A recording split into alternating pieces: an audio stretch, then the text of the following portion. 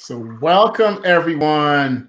Thanks for joining us on today's episode of Inflow TV. We are live today with Sonya Vargas of Databricks. Now, Sonya is Director of Analyst Relations at Databricks, and coming from a PR and comms background, you're wearing multiple hats here, Sonya. So, which we'll get into some more. But Sonya, my friend, welcome. Thank you so much, Dave. Thank you. I'm honored to be on your live. It's really exciting, and I'm glad that we're doing that. Thank you for inviting me. Oh, thanks so much for joining me and for coming. So my goal for these sessions is to kind of have, real conversations with real people about real stuff. I'm real. Right? Sonya is very real, y'all. She's real. She's really real. So it's always good speaking with friends, right? That's right. That's right. Well, before we start, girl, how have you been? What's going on? How's Christmas? Christmas was lovely. It was quieter than usual. It was just my family. I have 3 little girls and my husband, and just my parents came over, and that's it. By the way, adorable. Thank you. Thank you. I mean, they're mine. So to me, of course, I'm biased. Too funny. Well, thanks. Lots of gifts. Too many, awesome. in my opinion. Yes. But what else are you going to do this year? I know, that's so funny. So my little guy, he's a December born. So he got the nice double whammy, right? He's got the December birthday gifts on December 19th. And then the Christmas, and we made the effort to make it separate, so he's just like, yeah. That's perfect. I mean, it's just about a week removed from the holiday, so that's perfect. Good. Exactly. I love it. I love it. Too funny. So again, thanks for joining me. And so let's start now. But if you could tell me a little bit about yourself, your role at Databricks, and for one, and also a little bit about Databricks itself. Yeah, Great. you bet. Yeah, you bet. So I lead the Analyst Relations practice here at Databricks. I've been here for about a year now. I've been in Analyst Relations for most of my career. So for about 12 years now, I've been doing AR.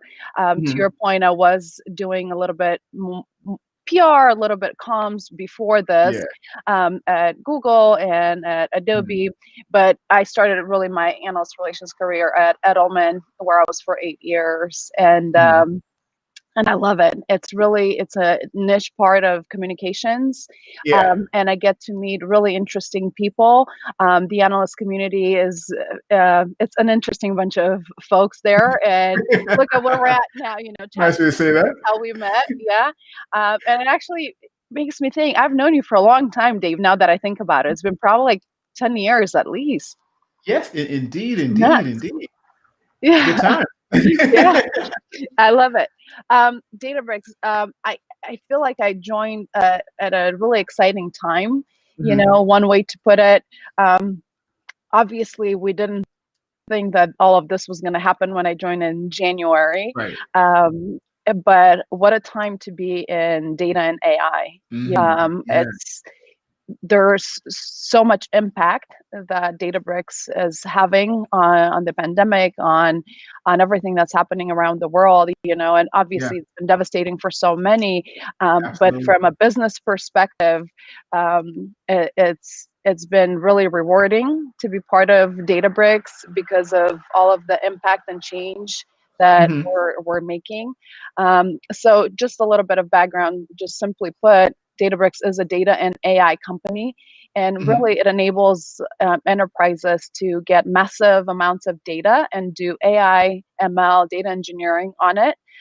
So as you can imagine, in the current times, how important having the right data and being able to process it has been. And, the current situation really highlighted actually a lot of the things that we're lacking from like a healthcare IT infrastructure.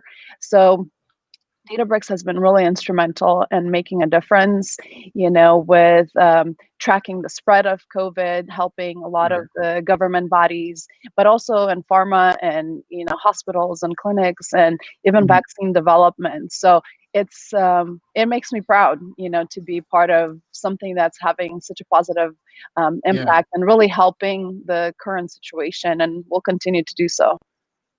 Absolutely. And so with that, how has it been, I guess now, navigating, this pandemic, as a PR pro, analyst relations pro? I mean, can you contrast, sort of the pre-pandemic till now phases? Yeah, for sure. the main difference, obviously, is that we can spend time in person as we used to before, at events, at advisory sessions, dinners, and entertainment, and all of that. I think that would Yeah. be the number one difference that I'm feeling. And it's ironic because when all of this started initially, I've been a remote for a long time. I've been remote for Right. 11 Yeah. years, working from home. And so when all of this Yeah. started, I'm like, oh, I got this. I've been doing this for a long time. And Yeah. I felt like it was nice that everyone else, the rest of my, work world was joining in. And I'm like, okay, now you'll get Yeah. a taste for what it's like to be at home all day, every day. Yeah. But the difference is really that before, I would go into the office at least once a month, or more frequently sometimes, and you'll get that FaceTime, and I'll get my fix and my battery charge, and then Mhm. leave. Now we don't have that, and starting Yeah. a new job, and all of this, but our people team has been just tremendous in Yeah. helping folks with remote working, Mhm. remote onboarding. The other thing to mention about Databricks is that we haven't stopped hiring, throughout Okay. this process, and just continued on, which also says a lot Mm. about the business, and what Databricks is trying to accomplish. Right. Um, and so, however, there needed to be more enablement in terms of all of this onboarding, processing, and Mhm. training even the managers with performance management and all of that. Mhm. So, um, huge support from our people's team, and shout out to them for doing a tremendous job on that. Yeah. Yeah. Absolutely. Yeah. And so how has, I guess, the change, I guess, with the interactions with analysts as well too, right? That's your Yeah. exchange. Yeah, that's changed, for sure. Because we can't spend as much time in person, Yeah. we're doubling up on all of the virtual interactions. So there's a lot Mhm. of inquiries and briefings that are taking place now, much more Mhm. frequently, I would say, than before. Right. Before we could do them in person. The one thing that I did notice, which was a nice thing for me, is that now all of the analysts are turning on their cameras. So that was a new thing, because Yeah. they miss the travel too. They miss the human interaction too. Before, when you do inquiries and briefings, the analysts typically had their cameras off. They're listening, they're watching, whatever you're showing them. Now cameras are on. People are much more engaged. So I see a lot of empathy, and there's Right. a different side, the human side, so to speak, Yeah. coming through a little bit more even than just Absolutely. the work persona. Have you noticed that too, Dave? Well, yeah, and actually, because listen, because work culture and focus on people right now has come front and center, right? And Absolutely. and I think there's a whole focus on people. I remember like when we just started, but we're back with March and April of this whole Yeah. shelter in place here in Yeah. California. I remember people were just like reaching out to me because they're like, Dave, you've been working remotely for like ever. What do we Yeah. do? How do we? Yeah. My brother Yeah. reached out, all my friends, like, what do we do? Right. And then people were getting like all nervous and upset because they're like, I don't have a professional environment. Should I turn on my camera? And so people are getting all this different levels of anxiety about remote work. Right. And I Yeah. was just like, listen, it's okay. We're Yeah. all in the same boat, like we're all gonna get through this. Like, don't worry about it. The kids are gonna cry, the dog's gonna bark, like whatever. It's just Yeah. life, right? Yeah. Yeah. You're so right. But I have to say, I think I was much more conscious of all of those things before, because Yeah. people couldn't relate as much. Couldn't Right. People couldn't really relate if the dog is barking, or if the kid is crying, or if the kid Mhm. walks in during, a video of like, I felt like that seemed Yeah. unprofessional. Now, to your point, we're all Yeah. in the same boat. We're all on the same level. And not only is it okay, but it's been encouraged by, Databricks, saying, hey, if your kid Yeah. wants to join, because we know all the kids are, at home, and Mhm. make it happen. That's life. So the Yeah. lines between work and life are blurring so much more now than before. It's amazing. Absolutely. Yeah. So you're finding Databricks is at the cultural aspect of it is supporting you as an employee overall, right? 100%. I think that the people's team, the HR organization, and just our Mm. leadership in general, it was Yeah. very prescriptive in what they wanted the employee experience really to be for us Mhm. during this pandemic. Even though there's so many unknowns, they were Yeah. very clear that we needed to be informed, Mhm. that we needed to be supported, and we needed to be connected. Those are kind of the three pillars that drove a lot of the efforts for the Yeah. organization. So, Yeah. for example, we started having weekly all hands meetings led by our CEO. And our CEO and just leadership team in general is extremely transparent. I mean, that was already evident when I first joined, and I was at my first Yeah, all yeah, hands meeting in January, I remember, and he was sharing so much about the state of the business, and from yeah. a comms perspective, I was like, oh my gosh, we're saying too much. Like, are we supposed to share this with every single Are we employee? oversharing? Right, Yes, yeah, yeah. because and now we're around 1,500 employees, Right. so it's not it's not 50 or 100.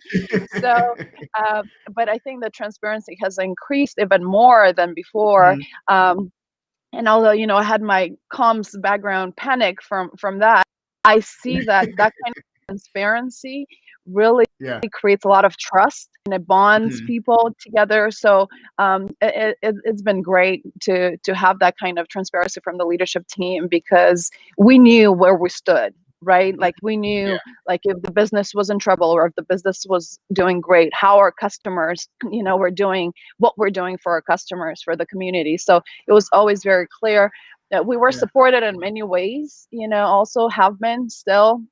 yeah, um, yeah. and to your point earlier about people being worried about being set up for success at home, um, everyone got money to set up their home office if they weren't remote before. Okay. So that was great, from the organization. Whatever they needed, whether it was a monitor or a standing desk, whatever you need was Yeah. encouraged.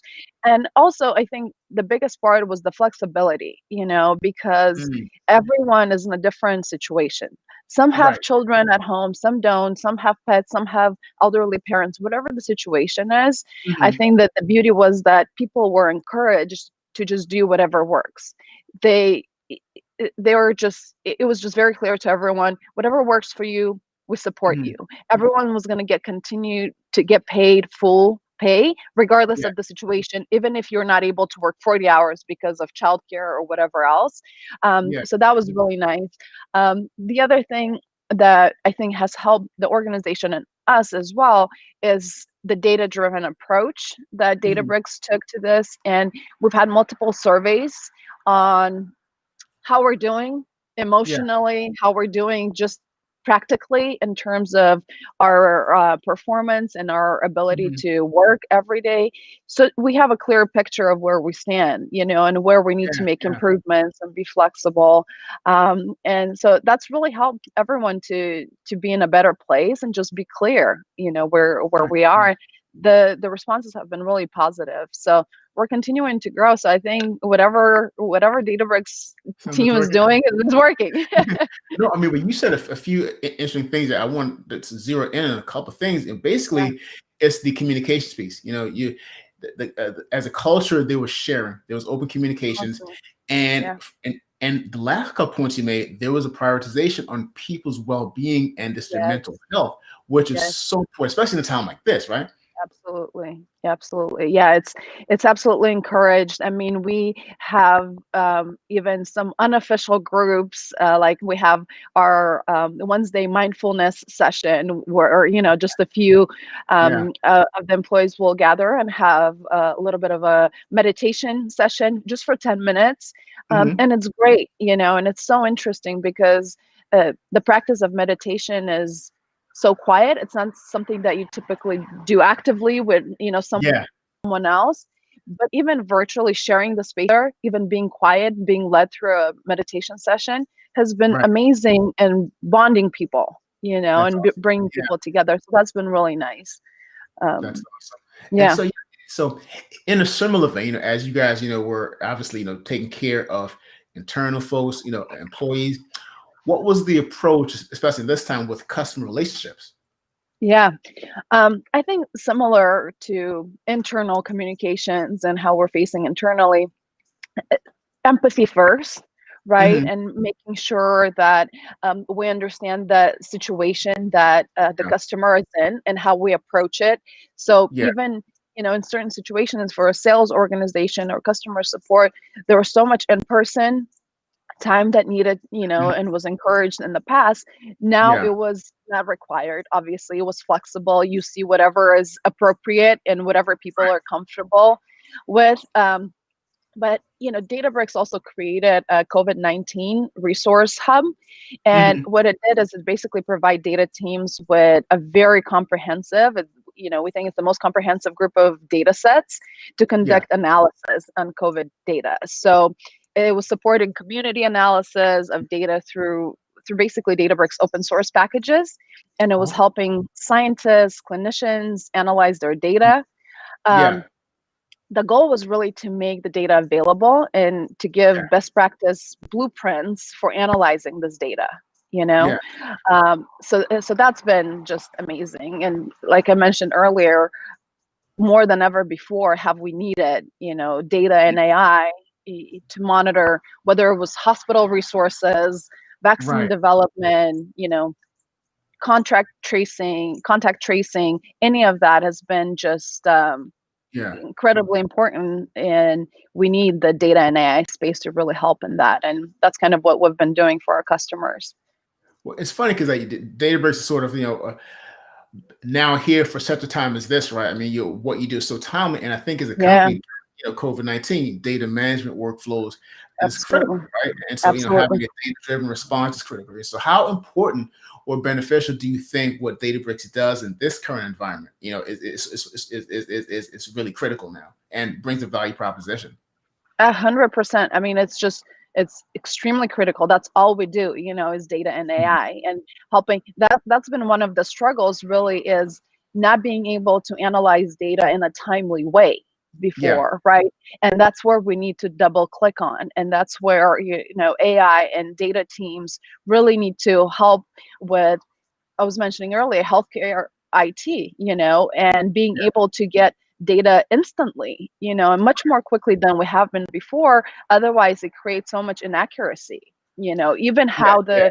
the virus was spreading before, because of inaccuracies, we were getting different numbers, and Yeah. um, and so it's really important that we have the scale that Databricks really provides for it. I mean, some of the examples, is the disaster models. Basically, that Databricks has helped modernizing Mhm. their analytics infrastructure. So what that does is, for example, is helping hospitals build systems that take the data from the electronic health records and Yeah. allow for real-time monitoring and really more accurate tracks of inventory, the accuracy of where the patients are, what the Mhm. patient flow is, and it's been incredible just to hear about some of these use cases. Yeah. Um, Creating these dashboards that track in a very streamlined way the COVID-19 spread. Mhm. you know it could be with the scale of Databricks, it's updated daily, Mhm. and helping. The other piece was the helping of government agencies Yeah. with generating really current and up-to-date data sets to Right. just really run the predictive models on that data. Right. um, One example would be populating a spread prediction model to really allocate resources and curb the spread. That's kind of Yeah. the ultimate goal of that.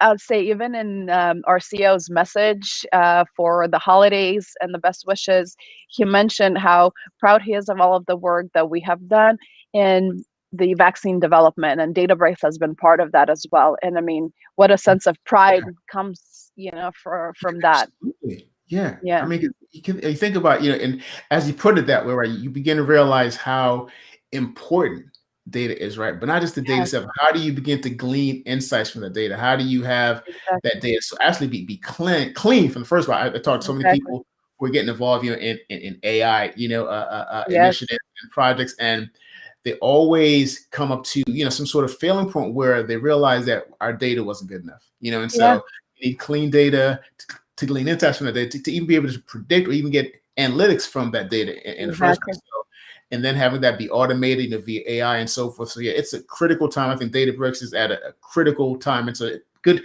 points and use cases about this, the pandemic itself, and how data is Yeah, playing a crucial role in us trying to stop the spread a little bit here. yeah. I mean, it's critical, and like I was saying, what a devastating thing to have happened to the whole world, and Absolutely. Yeah. um, but it brings so much pride to me to be able to wake up every day and think that I'm contributing in some small way to making things a little bit better and improving.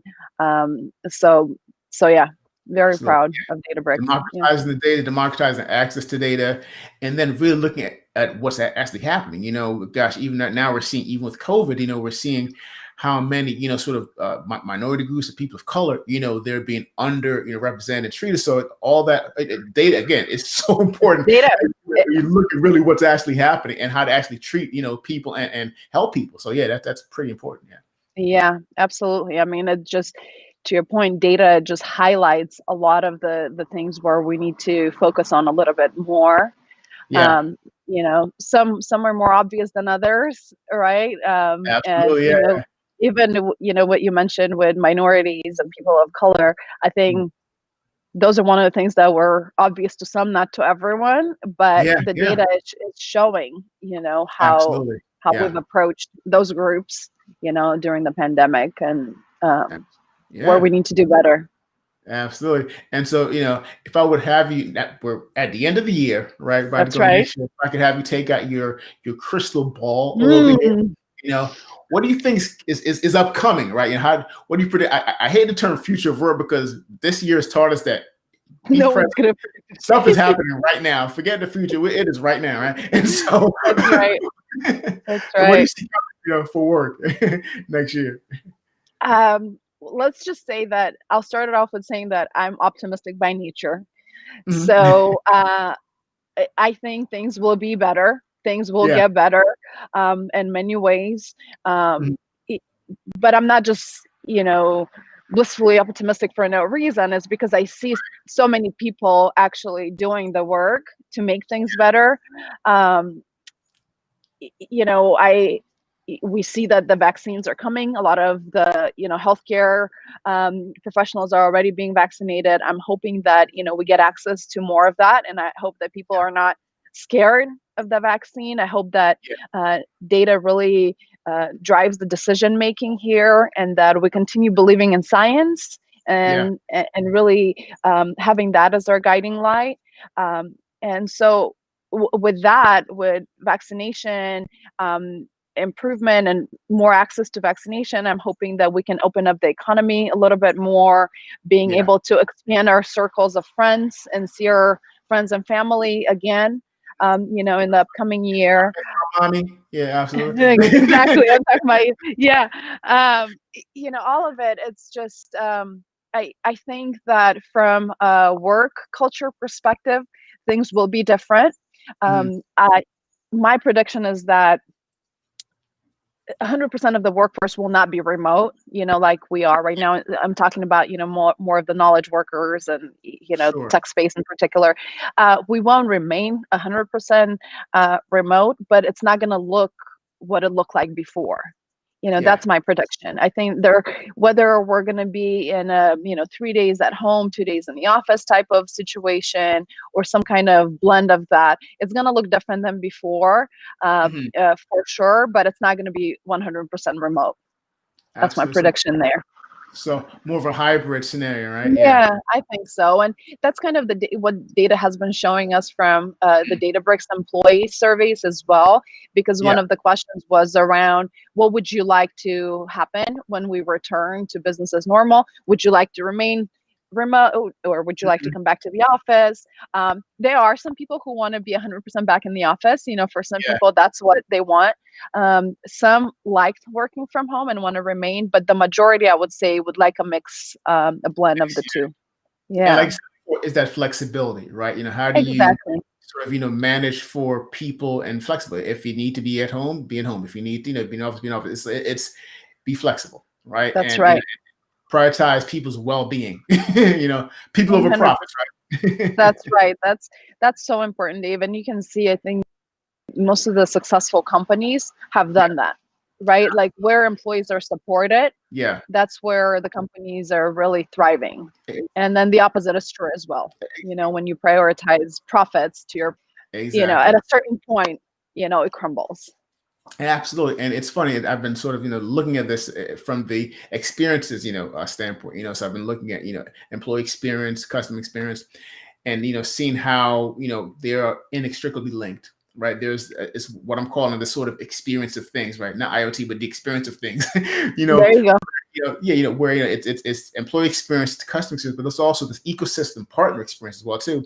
And these three Absolutely. sort of pillars of experiences are so intertwined and needed, right? If you have poor employee experience, the customers are going to suffer, right? Yeah. And vice versa. And so it's all sort of a part of each other. Intertwined. And again, yeah, inextricably linked. So Yeah, I love that. I mean, it almost kind of makes me think of parenting, right? Like the way you parent your children, that's how mhm, they're going to be with their extended network, right? So it's kind of like absolutely, how yeah, leadership is treating its employees, that's how the employees will treat its customers and partners, you know? So absolutely, yeah. it's fascinating. It's starting to rain, by the way, here. It's still drizzling, but that's Yeah, San Diego for you. I love your background, San Diego. It's Thank amazing, you. So and so all you folks who use these Zoom backgrounds, like This is real.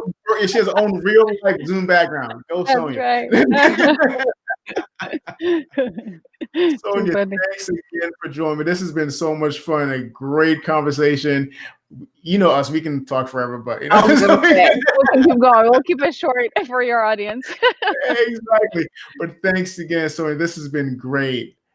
And have a great rest of your Thank you so much. year and happy new year. And I'll talk to you, Happy I New Year. guess, in the new year as well, too, right? Yes, yes, for Happy sure. New Year, everyone. Thanks for joining us today, guys. Thank you. Awesome. Thanks, Sonya. Bye.